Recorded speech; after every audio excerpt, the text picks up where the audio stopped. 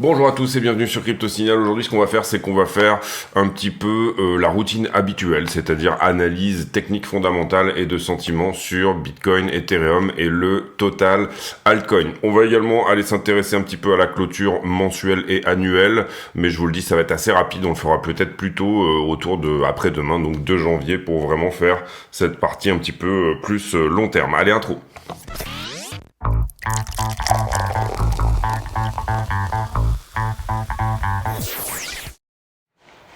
Alors j'en profite pour vous dire que tous les bénéfices de la chaîne sont reversés à Mécénat Chirurgie Cardiaque qui opère des enfants cardiaques du monde entier en France. Ici, BTC face au dollar, on est quelque part, on est en 4 heures. Alors, on avait mis en avant hier la potentialité de cet élargissement là ici, descendant comme ceci.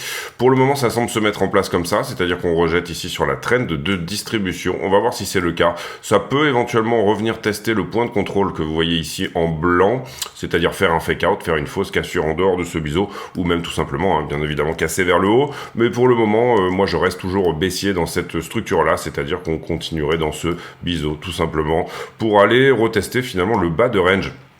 On va voir si ça se met en place, en tout cas en 4 heures, c'est plutôt ce que ça nous dit, c'est-à-dire j'ai une structure baissière en 4 heures qui éventuellement pourrait continuer avec un plus haut plus bas que le plus haut précédent et un plus bas qui derrière reviendrait chercher ce point-là. Éventuellement également rotation partielle, souvent les élargissements nous donnent ça, c'est-à-dire un retest, rotation partielle ça veut dire qu'on fait la rotation avant d'aller tester réellement le bas de l'élargissement, c'est parfois ce qui se met en place, néanmoins on peut viser assez facilement, en tout cas dans cette structure-là, les 40 284, c'est-à-dire tout simplement un range entre 40 et 44 pour le moment. On avait mis en avant hier sur l'intraday possibilité de faire effectivement ce petit move là, c'est-à-dire un petit move de 1500 $ vers le haut, et pour le moment c'est plutôt ce qui semble se mettre en place. Vous voyez également qu'on vient éventuellement retester la MA20 en daily. Alors je ne considère pas les MA20 moi comme vraiment des supports ou des résistances, mais ici, étant donné qu'on l'a perdu dans cette zone-là, eh bien ça peut être également un endroit où le prix rejette un petit peu et continue, on va dire, sa tendance baissière. Vous voyez que la MA20 actuellement, elle est en train de s'arrondir. La moyenne normale, average, la moyenne normale, non pas exponentielle, et qui, elle, est en train de nous dire, bah attention, je suis en train de potentiellement, bien évidemment, m'incurver vers le bas. Voilà. Et vous voyez qu'en général, on va dire que les mouvements dans ce sens-là, on va dire, sur la MA, puisque vous avez ici un très bel exemple, bah, dès qu'on commence un petit peu à aller vers le bas, ça peut éventuellement nous emmener vers des mouvements un peu plus vendeurs. On va voir ici, encore une fois, l'acceptation de l'ETS spot est imminente. Est-ce que la bougie sera rouge? Est-ce que la bougie sera verte?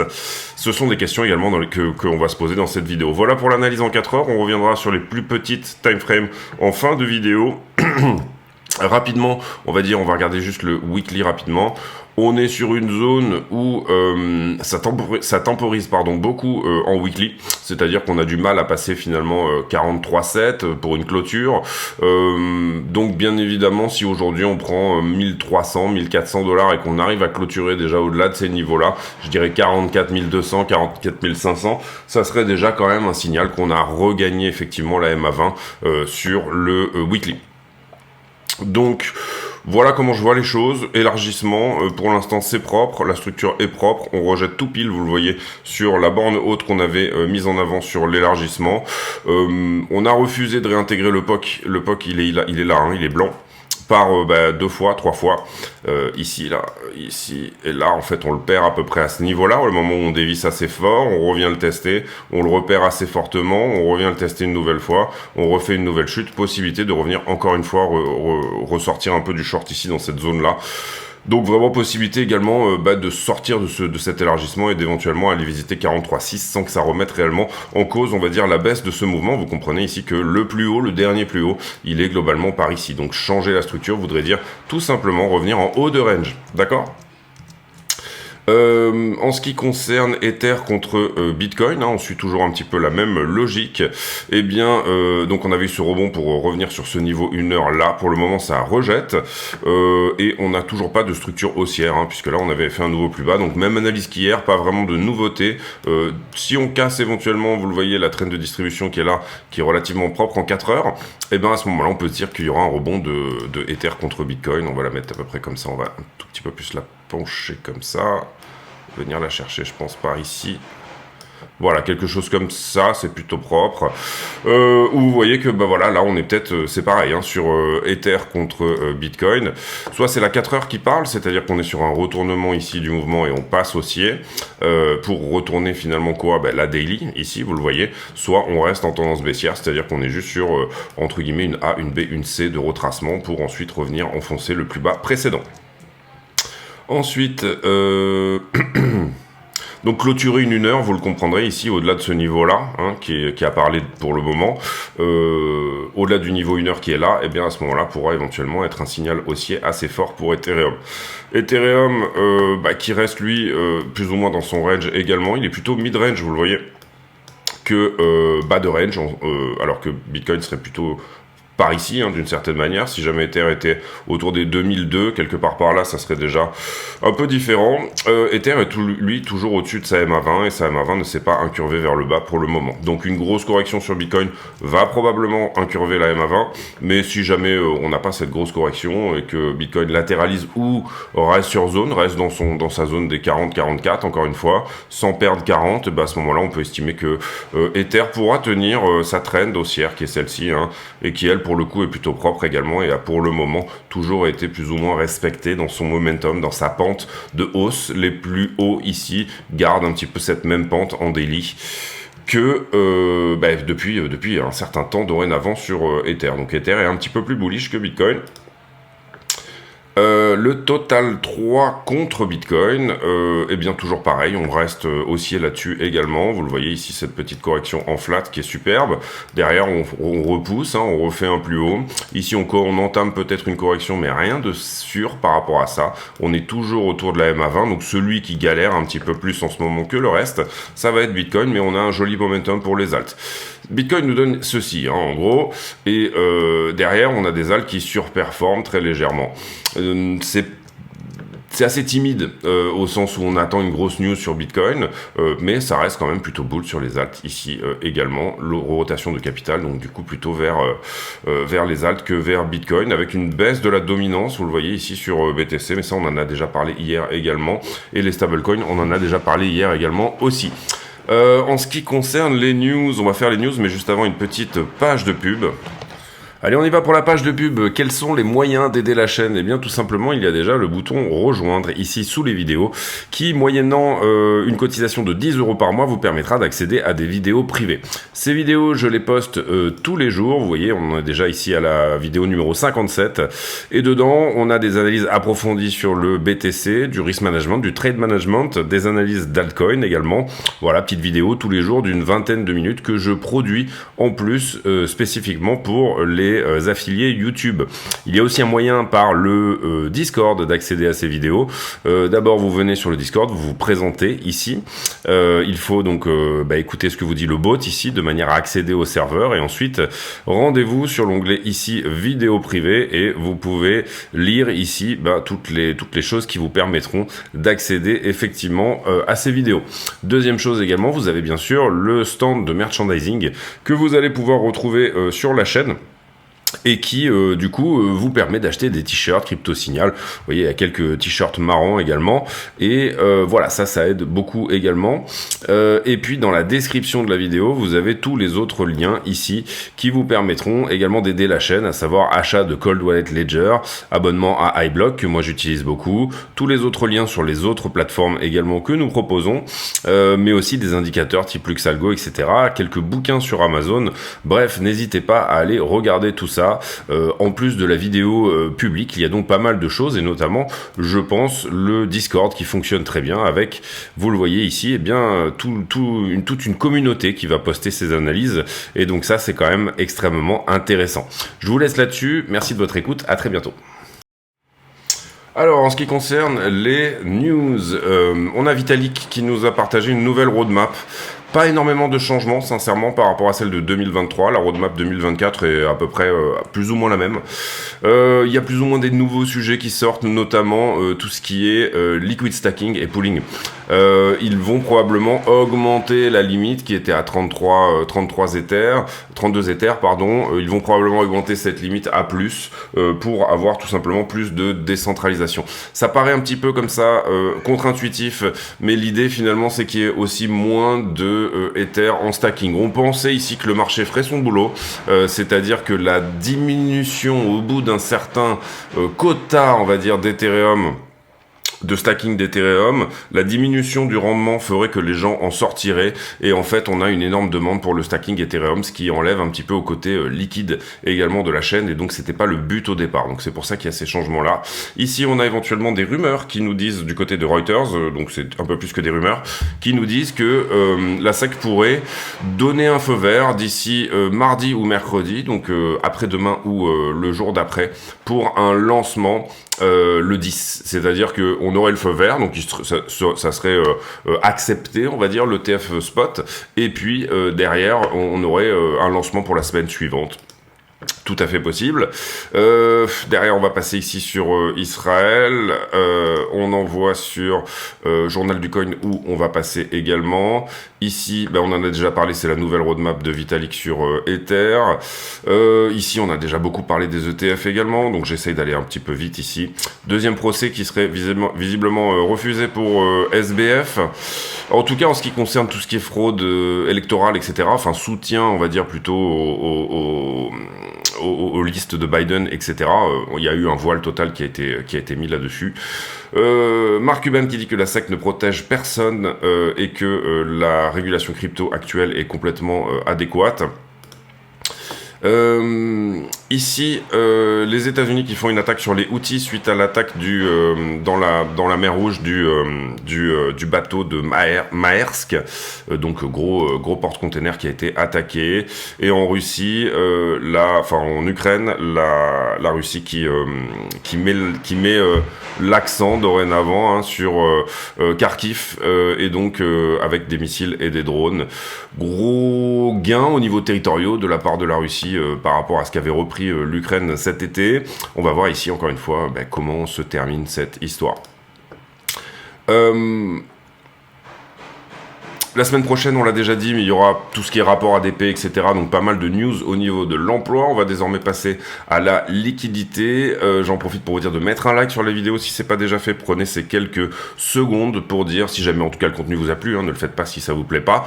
Mais en tout cas, laissez un commentaire d'encouragement, etc. Ce genre de choses. On a passé une très belle année, sincèrement, 2023 ensemble. Je suis conscient que la chaîne est une chaîne un petit peu de niche. C'est pas quelque chose qui est tout de suite,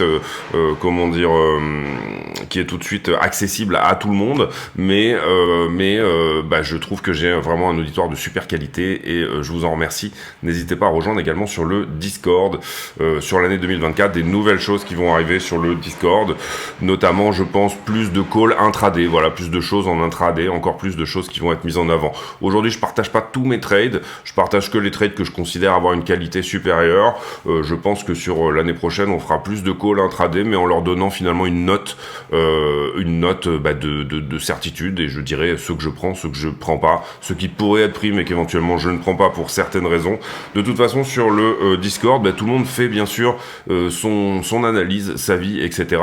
Et donc du coup ça c'est quelque chose que j'apprécie beaucoup également, c'est-à-dire que parfois vous le comprenez, moi je suis plutôt sur une direction short par exemple, et il y a des gens sur le Discord qui disent je pense que je vais prendre telle longue, etc.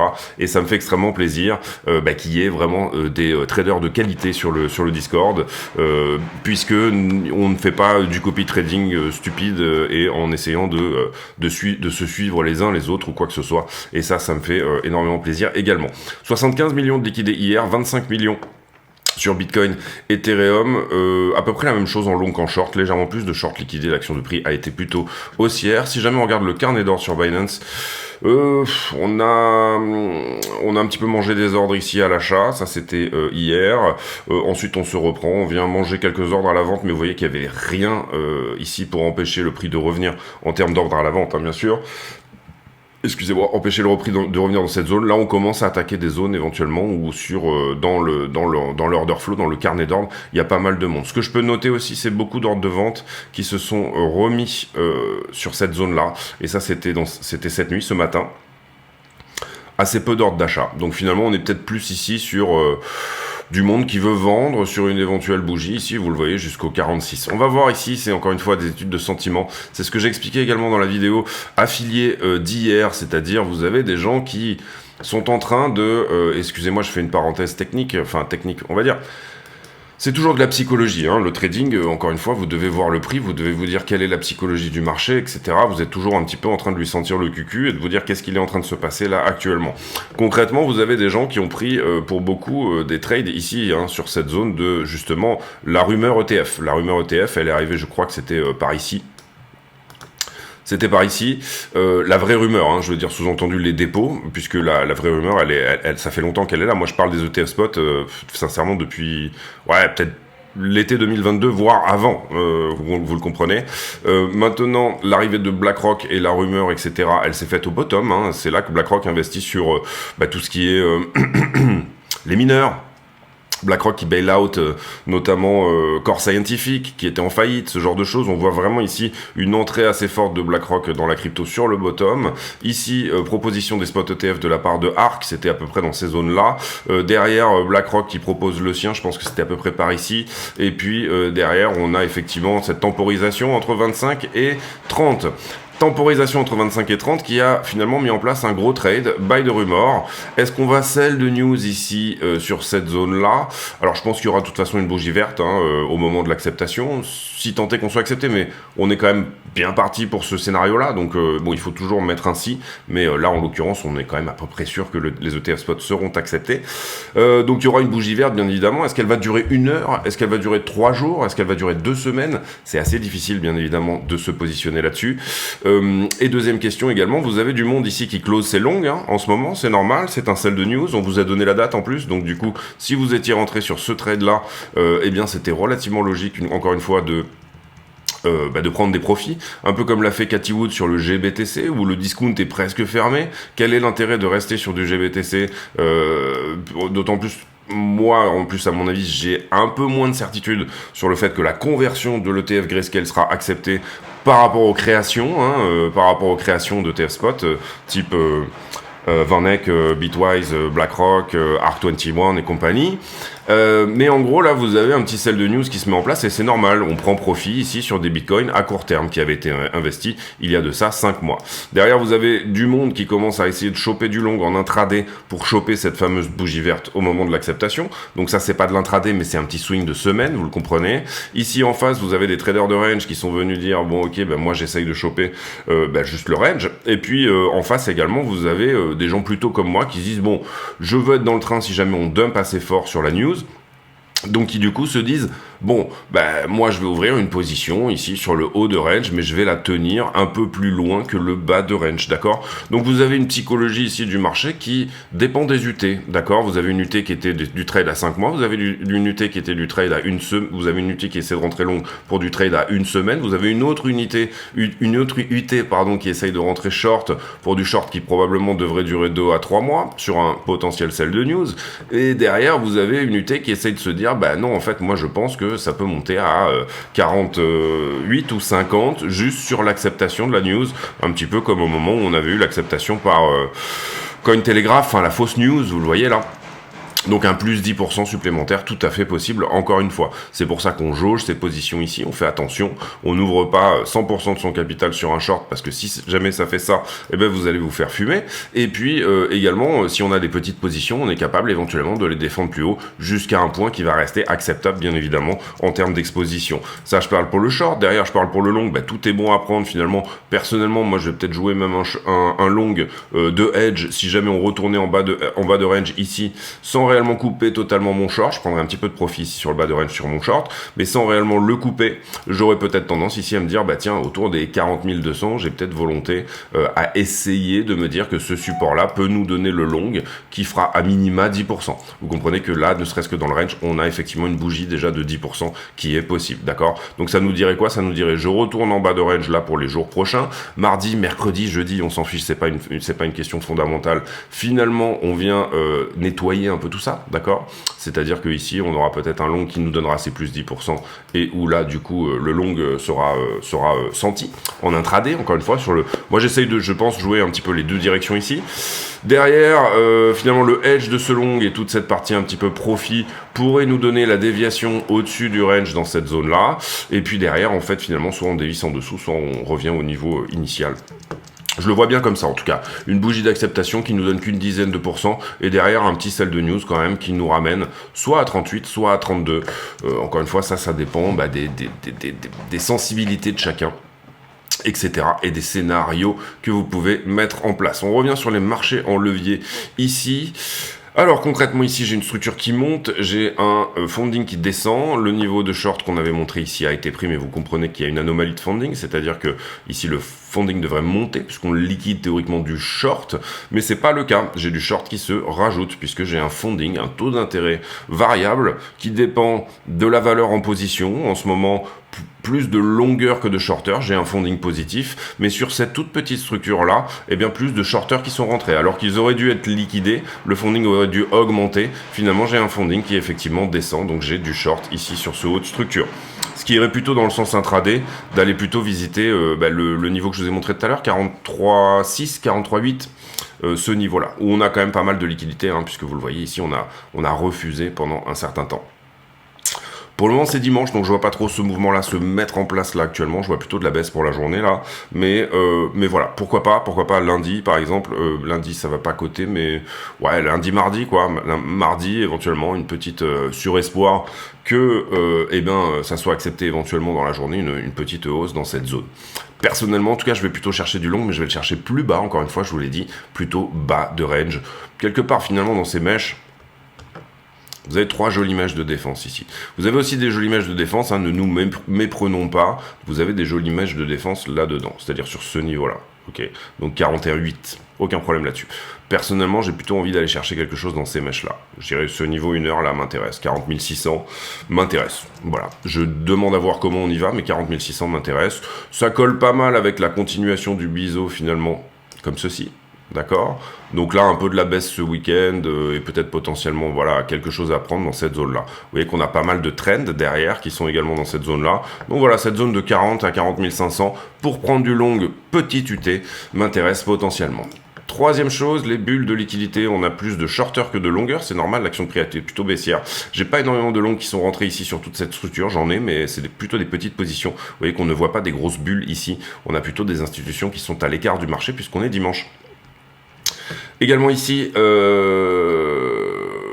chose sur Ether, là on est sur Ether, plus de shorter que de longueur, et finalement sur ce petit rebond sur Ether, assez peu de positions également en long qui sont rentrées, donc tout ça est plutôt haussier. Sur la 7 jours ici également, quand je regarde la liquidité 7 jours, on a une belle poche à venir prendre carrément en haut de range, ici au 44 600, on avait quelque chose qui était pas trop mal ici sur les 40-41, sur la 7 jours ça fonctionne pas très bien, donc on est plutôt aussi, hein, quand on regarde la 7 jours, sincèrement, pour aller péter le haut de range, c'est-à-dire faire une déviation vers le haut à partir de maintenant. Quand on regarde la monthly, même chose, sincèrement c'est plutôt haussier, hein. Quand on regarde la liquidité, c'est plutôt haussier, quand on regarde la structure, c'est plutôt baissier, quand on regarde la liquidité, c'est plutôt haussier. Ethereum pareil, il est venu chercher son point chaud ici des longueurs, donc ça c'était propre. On a encore de la liquidité à prendre dessous jusqu'au 2140 sur la 7 jours, mais vous voyez ici qu'à 2004 il y a éventuellement des choses à prendre aussi, peut-être un peu moins que sur Bitcoin, où on est un peu plus dans le jaune ici. Donc en ce qui concerne la liquidité intermédiaire vers laquelle on pourrait se diriger encore une fois, vous voyez qu'on va plutôt ici dans le scénario d'un rebond plus haut, d'un non-refus par l'élargissement que je vous ai montré tout à l'heure. Le coin screener, vous avez des alts qui sont peut-être intéressantes, celles qui ne sont pas longuées en fait, hein. Vous voyez ici que ce qu'on regarde c'est quoi ? le pourcentage de long. On regarde pas la présence de short, on regarde le pourcentage de long. On a assez peu de long sur BLZ, on a assez peu de long sur BTC finalement, par rapport au reste des alts. Hein. On a assez peu de long sur Maker, on a assez peu de long sur ONT, on a très peu de long sur TRB qui pourtant pousse fort. On a assez peu de long sur TRX, mais tout le reste est dans le jaune. Donc attention, si les alts venaient à corriger, ça pourrait éventuellement être d'une certaine violence. On va sur les petites UT pour faire la conclusion de cette vidéo. Alors, petites UT, on est haussier, vous le voyez ici, et là on regarde tout de suite direct la 15 minutes, vous voyez que là on est là-dedans, on est haussier. Quel est le niveau 15 minutes qui est éventuellement peut rejeter? C'est-à-dire que là sur trend, est-ce que j'étais à peu près sur un niveau? Je dirais que oui, il y a un niveau 15 minutes ici, vous le voyez, on l'avait pas mis, mais vous voyez qu'il y a un petit quelque chose ici, c'est peut-être pas du 15 minutes, c'est peut-être légèrement au-dessus. Maintenant, quand je regarde un petit peu toute la descente, j'aime bien moi faire de l'analyse de structure, on va se mettre plutôt sur du 1 heure. J'aime bien regarder un peu les points de contrôle de toutes les figures que je peux éventuellement trader, pour voir où j'en suis par rapport au point de contrôle. Et ici, sur le point de contrôle, vous voyez qu'il correspond tout à fait au point de contrôle global. C'est-à-dire que si je regarde là, j'ai un point de contrôle qui est là, et sur la petite descente qui est celle-ci, j'ai également, là je vous ai mis le volume profile de cette structure, donc finalement assez peu de structure, normal, on est en week-end ici dans cette zone-là. Si jamais on devait pousser plus haut, ça serait 43 622, pardon. Donc celui qui veut chercher du short, je dirais en intraday, essaiera de venir ouvrir plutôt dans cette zone-là que sur une trend ou un niveau 15 minutes qui semble assez faible. C'est-à-dire qu'à ce stade, on a deux possibilités. Soit il y a un vrai rejet dans la zone pour aller chercher le bas de range, comme je vous ai montré tout à l'heure. Soit pour moi, on vient rechercher quelque part autour des 43 600. Les week-ends sont plutôt des moments de retail en général, donc plutôt des moments de longueur. Donc allez, si j'avais un scénario à donner pour la journée, ça serait plutôt d'aller chercher 43 600 puis de se retourner. Donc donner un fake out en dehors de cette trend de distribution ici. C'est-à-dire je casse la figure, mais je ne viens pas en chercher le haut. Assez souvent, les bisons en élargissement descendant, ici vous le voyez, 1, 2, 3, 4, 5 par exemple. Par exemple, hein, encore une fois, c'est une figure qui descend. 1, 2, 3, 4, 5 par exemple. Voilà, ça pourrait se compter comme ça à peu près. On pourrait éventuellement compter une extension ici, c'est-à-dire 2 vagues supplémentaires. Là, pour le coup, je ne l'ai pas fait. Retour en haut de vague de 2 pour la target la plus pessimiste sur un élargissement, et target la plus optimiste, c'est casser la figure par le haut, c'est-à-dire venir chercher haut de range et nettoyer la liquidité shorteuse. Nettoyer la liquidité shorteuse tout de suite, qu'est-ce que ça pourrait nous dire? Bah, sincèrement, pour moi, si jamais on la nettoie, donc venir ici par exemple au 45,2, 45,6, vous l'avez compris, c'est ce que je vous ai montré ici sur la 7 jours, d'accord? On est bien d'accord là-dessus que ici on sort 44,6 déjà, on sort tout le monde sur la 7 jours sur BTC, 44 600. Il y en a un petit peu plus haut, hein, je vous le cache pas, mais 44 600 ça nous mettrait ouf par ici. Donc venir prendre à peine, mais légèrement dévier au-delà du range, vous m'aurez compris. Et ben à ce moment-là, pour moi, c'est extrêmement baissier. Pourquoi? Parce que pré-news ETF, on aura déjà renettoyé tous les shorters un petit peu retardataires de cette zone, ok? Donc pré-news ETF, on n'aura plus grand monde en short. Donc au moment où la news sort, on va avoir peu de monde qui vont se jeter éventuellement sur le bouton short. Donc ça, c'est un des scénarios également que j'avais déjà évoqué dans cette zone-là. C'est-à-dire que pré-news ETF, on aura déjà nettoyé du short. Et là, pour le coup, pour moi, la news pourrait éventuellement être uniquement vendeuse. On va voir comment ça se met en place. Encore une fois, donc je vais rétablir ici les 3 scénarios en fonction de leur probabilité globale. Alors, intraday, c'est soit ça pour moi, soit ça. Ok, bon, là, je privilégie ça plutôt en regardant la liquidité. Ok, voilà, ça c'est réglé. Le reste, si vous voulez, enfin la partie plutôt UT plus importante, pour moi c'est plutôt scénario privilégié, retour en bas de range, mais possibilité éventuelle de faire une déviation au-dessus du range qui pour moi serait extrêmement baissier. Donc là-dedans, je dirais que tout short est bon à prendre. Si en plus on nettoie la liquidité au-delà de ce triple top là, voilà, pour moi c'est une excellente occasion d'être dans le train si jamais on a un très beau sell de news. Donc ça c'est pour les UT un petit peu plus grosses, et très long terme on en parlera le 2 janvier. Je ferai pas de vidéo demain parce que aujourd'hui je reçois pas mal de monde à la maison, donc je vous le dis tout de suite, je pense pas qu'il y aura de vidéo demain, mais voilà l'idée. En gros également, bah, pour moi, si jamais ça se met en place tout de suite, là, on va dire, l'acceptation des ETF spot peut également, ça c'est mon scénario vraiment privilégié, nous donner ce retour haut de range, uniquement sortir les shorts, donc là tout le monde pensera à une cassure de range, ok. Donc là effectivement on va rentrer les traders de breakout, tous ceux qui veulent être sur la news, etc. Donc pour moi si je devais jouer du long, ça serait plutôt dans cette zone là, et puis derrière à l'inverse finalement venir complètement péter le range par le bas, ok. Ça c'est le truc que j'entrevois qui fonctionnerait bien, je trouve, avec le scope de faire le plus de mal à tout le monde, mais tout en nettoyant la liquidité, etc. Après, où s'arrêtera le sell de news éventuel, s'il y en a un, hein, encore une fois, ici on parle que d'hypothèses sur la chaîne, on fait pas les malins en disant qu'on sait très exactement où le prix va aller, ici on trade, hein, on n'est pas en train de faire du Twitter-like ou du regarde, ici on fait du trading. Donc on est rationnel. Et en l'occurrence, voilà un petit peu comment je vois les choses, le scénario qui fait un petit peu plus de mal à tout le monde. Si jamais on avait dévié au-dessus ici de ce point-là, j'aurais eu encore plus tendance à renforcer mon short, parce que je me serais dit, bah c'est bon, on est à l'abri, il n'y a plus de liquidité là, dans cette zone-là, en tout cas très peu. S'il y a des retardataires, ils vont rentrer en dessous, d'accord. Et encore plus si on avait eu une mèche assez violente dans le temps, moins de temps égale moins de temps pour rentrer, une mèche, hein, d'accord. C'est pour ça qu'ici, nous, on fait des niveaux avec une temporalité, 4 heures, 1 heure, daily, etc. Et voilà, ça m'aurait extrêmement intéressé. Le fait que maintenant on accumule de la liquidité là, avec ce top là, rend le short un peu moins intéressant, d'accord. Donc du coup, potentiel, un peu de profit à prendre ici dans cette zone là, et point d'entrée à break-even carrément. Parce que là, on est sur une très belle trend aussi également. Donc ça peut effectivement nous donner ça sur le celle de news, voire déviation au-dessus, et derrière réintégration. Pour moi, je reste baissier. Je pense que la news sera baissière. Tant qu'on n'a pas les infos sur les premiers jours de l'acceptation et comment ça se passe, et est-ce que vraiment il y a du monde qui rentre sur les ETF Bitcoin. Et il y a quelque chose qu'il faut bien se mettre en tête, c'est que Bitcoin est déjà un actif numérique. On n'est pas du tout... Enfin, en tout cas, moi, c'est mon avis. On n'est pas vraiment sur... Alors, c'est une facilité pour les institutionnels. C'est aussi une clarification de régulation, ces ETF spot, c'est-à-dire que la SEC nous cassera beaucoup moins les couilles dans le futur. Maintenant, c'est quand même relativement facile encore d'acheter du Bitcoin, donc de ne pas payer les 0,8 de frais, 0,4, 0,8, 0,1, 1,22 de frais. Ça reste assez quand même facile à l'heure actuelle, surtout si on estime que Bitcoin est une commodity. Par contre, c'est un vecteur fantastique pour les institutions, et bien pour tout simplement parce qu'on transforme une commodity en security, hein, c'est ça le principe d'un ETF, en security qui est bien régulé, bien comme il faut, par rapport tout simplement au marché. Donc effectivement, ça peut être un vecteur pour les institutions pour rentrer. Mais des vecteurs pour rentrer pour les institutions, celles qui ne seraient pas encore dans le train, en tout cas, eh ben, il y en a des millions. Il y a les actions de mineurs, il y a MicroStrategy, il y a Grayscale, tout simplement, également, le GBTC. Il y a déjà des choses qui existent et qui représentent un peu moins de frais que ce qui, là, est mis en cause.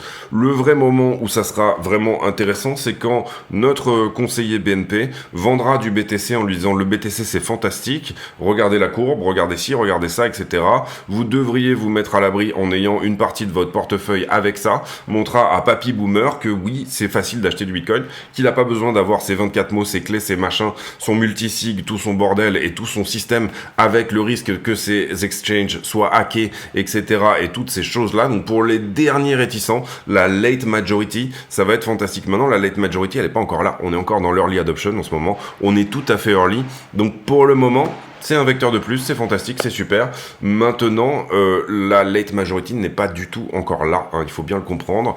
Pour le moment, les ETF spot vont rester quelque chose d'institutionnel, et la late majority, on va dire que c'est la 5e vague, c'est celle des petits porteurs, petits gros porteurs, hein. Pour acheter du Bitcoin, il faut quand même avoir ici, je pense, déjà un conseiller bancaire, hein. C'est pas le cas de tout le monde, mais voilà, quelqu'un qui est relativement ouvert. La question, c'est comment tout ça va être bien évidemment mis sur le marché, tout ça va être commercialisé, voilà. Et là, c'est la force commerciale des banques qui va parler, et c'est également la force commerciale de BlackRock vis-à-vis des banques. D'abord, ça sera du gros client, du JP Morgan et compagnie, du gros poisson, ou de l'institution, et puis derrière, la 5e vague sera la vague effectivement institutionnelle. Donc pour le moment, pour moi, on est toujours dans une 3 d'institution qui va tirer les rênes, c'est-à-dire accumuler une partie de l'offre.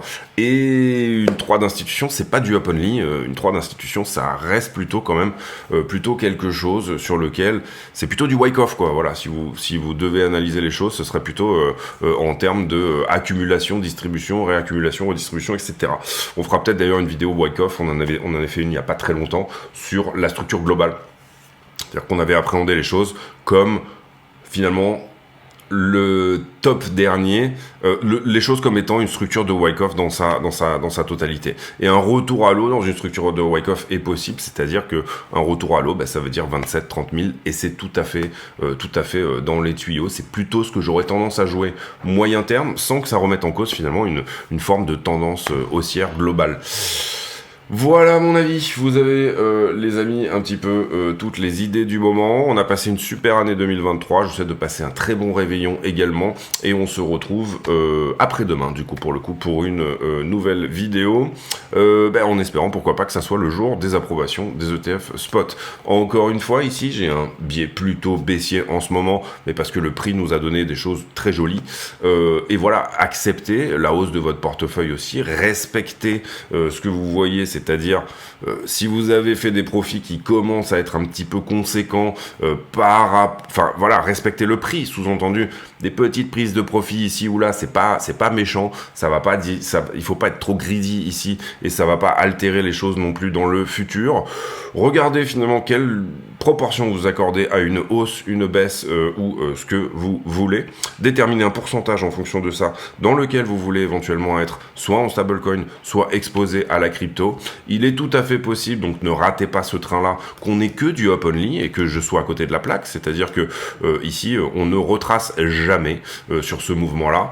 Maintenant, il y aura un moment donné, il faut savoir être patient, il y aura un moment donné la FOMO et le dip qui vous permettra de rentrer. Si c'est plus haut, c'est pas grave, vous aurez en tout cas pris cette assurance que finalement s'il y avait un dip, vous auriez du cash pour éventuellement racheter et lisser votre prix, et pour moi c'est ça le plus important.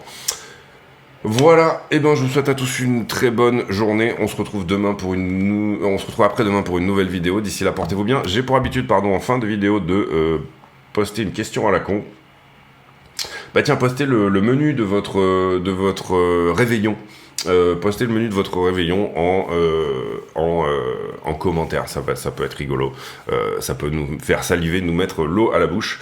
Dites-nous ce que vous êtes en train de cuisiner pour le réveillon. À très bientôt, bonne fin d'année à tous, bon boudin comme on dit, hein.